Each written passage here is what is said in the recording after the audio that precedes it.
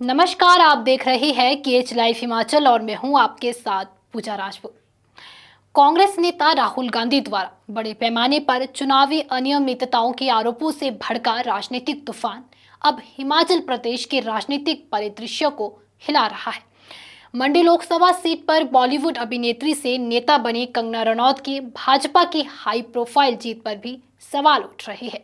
ये विवाद हिमाचल प्रदेश उच्च न्यायालय में लंबित एक चुनाव याचिका से उपजा है, जिसमें हाल ही में हुए चुनावों के दौरान मंडी से एक निर्दलीय उम्मीदवार का नामांकन रद्द करने के निर्वाचन अधिकारी के फैसले को चुनौती दी गई है।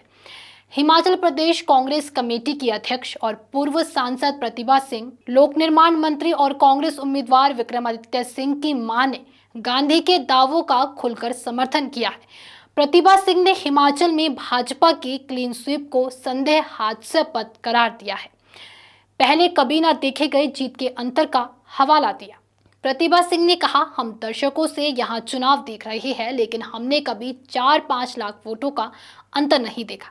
सबसे पहले ज्यादा अंतर लगभग 1.5 लाख वोटों का था। उन्होंने सवाल उठाया कि एक नया राजनीतिक चेहरा एक मजबूत वोट बैंक वाले अनुभवी उम्मीदवार को कैसे हरा सकता है। देश भी एक बहुत महत्वपूर्ण स्टेट है जिसके हमारे 4 लोग पार्लियामेंट में चुनकर जाते हैं और बहुत बड़ा वोट संख्या उनकी है। 17 हल्के 17 कॉन्स्टिट्यूंसीज एक लोकसभा में आती है और 17 हल्कों को वो रिप्रेजेंट करता है व्यक्ति।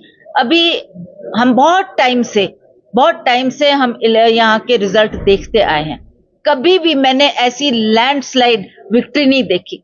पिछला जब हमारा चुनाव हुआ उसमें भी चारों सीटें जो पार्लियामेंट की गई है बीजेपी की, कितनी लैंडस्लाइड, कोई 5 लाख से जीत रहा है, कोई 4 लाख से जीत रहा है।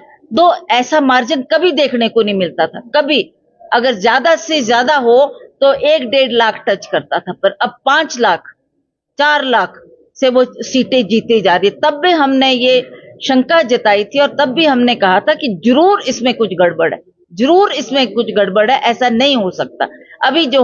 अभी का हमारा लोकसभा का चुनाव हुआ उसमें भी आप देख सकते हैं कि क्लियर कट उसमें भी हमारी छेड़छाड़ हुई है, चाहे वो मशीनों में हुई होंगी, चाहे वोटर लिस्ट में हुई होगी, चाहे हमारे एड्रेसेस के माध्यम से उसमें गलतियां हुई होगी, तभी ये आंकड़े इतने पार कर पाए।